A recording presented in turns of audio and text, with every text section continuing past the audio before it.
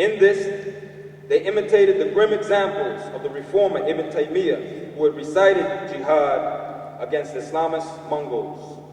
Turkish scholar Hilmi Ishik has assembled an authoritative chronicle of religiously motivated Wahhabi cruelty.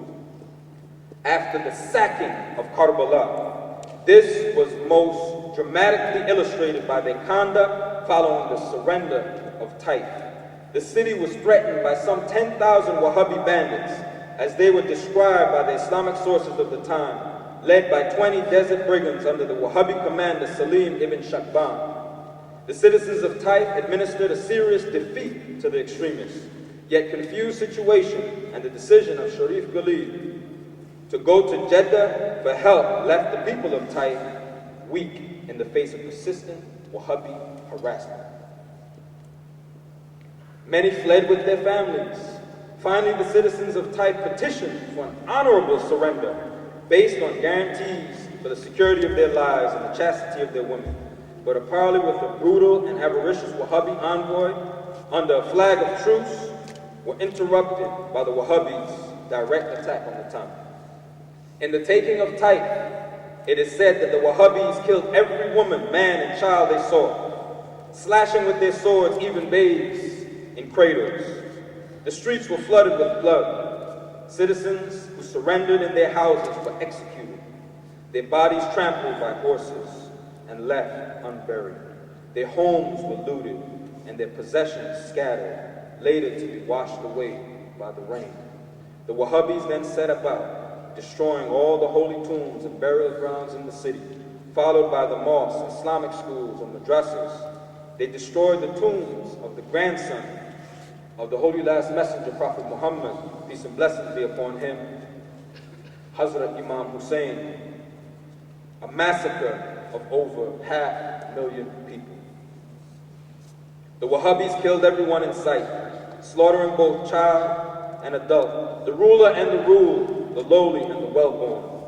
And when they wiped out the people they found in the houses, they went out into the streets, the shops, and the mosques, killing whomever happened to be there. They killed even men bowed in prayer, until they had exterminated every Muslim who dwelt in Taif, and only a remnant, some 20 or more, remained.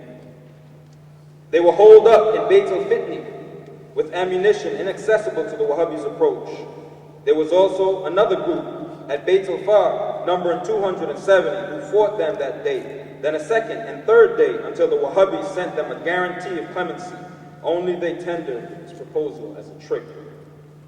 For when the Wahhabis entered, they seized their weapons and slew them to a man. They induced others to surrender with a guarantee of mercy and took them to the valley of Wajj. This is where they abandoned them in the cold and snow, barefoot, naked, and exposed in shame, with their women, accustomed to the privacy afforded them by common decency and religious morality. They then plundered their possessions, wealth of any kind, household furnishings, and cash. The Wahhabis cast books into the streets, alleys, and byways to be blown to and fro by the wind, among which could be found copies of Quran, volumes of Bukhari, Muslim, other canonical collections of hadith, and books of Islamic jurisprudence, all mounting to thousands. These books remained there for several days, trampled upon by Wahhabis. None among them made the slightest attempt to remove even one page of Quran from underfoot to preserve it from the ignominy of this display of disrespect. It is said that the leather and gilt bindings of the Islamic holy books they had destroyed were used to make sandals for the Wahhabi warriors. Next, the Wahhabis entered the holy city of Mecca. Sharif Ghalib drove them away, but Wahhabis' their raids continued until Ghalib surrendered the city. The Wahhabis then turned to Medina. Saud bin Abdulaziz addressed the people thusly: "There is no other way for you than to submit. I will make you cry out and vanish as I did the people of Taif." On taking Medina, they stole the Prophet's treasure. This included holy books, works of art, and other priceless gifts sent to the city during the previous 1,000 years. While they controlled the two holy palaces, they imposed Wahhabism as an official creed, barred pilgrims from performing the Hajj, covered up the Kaaba with a rough black fabric, and began the demolition of shrines and cemeteries. The disruption of the Hajj provoked an uproar through the Muslim world. Murders of leading citizens of both holy cities continued. Mr. Schwartz adds, Wahhabism, Stalinism, and Nazism had another hidden aspect in common. All indoctrinated their followers in the mentality of two worlds, that is, of two utterly separate realities within human society. These were for the communists the camp of imperialism and the camp of peace and socialism. This division of the world laid the basis for the Cold War. Wahhabis viewed the world in similar terms. They sought an ummah sufficient unto itself with no external relations except those between Wahhabi rulers and a minority of their subjects who remained protected as people of the book. All others were to be liquidated, beginning with the Sufis. Thus, they split the planet between the house of war and the house of peace, as the communists divided the globe into two spheres, capitalists and socialists. But the Wahhabis made it a permanent item of faith, in line with their ferocious separatism, indeed echoing the Khawarij. They said all areas in which non-Wahhabi Islam obtained were part of the house of war, Dar al-Wahhab. He further states, Wahhabism embodies a program for the ruthless conquest of power and war, of extermination against the other, Islamic as well as Judeo-Christian. Wahhabism exalts and promotes death in every element of its existence.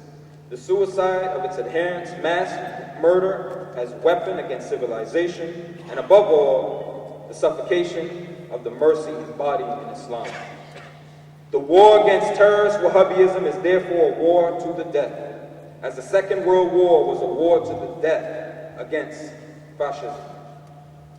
But triumph over death is the victory of life.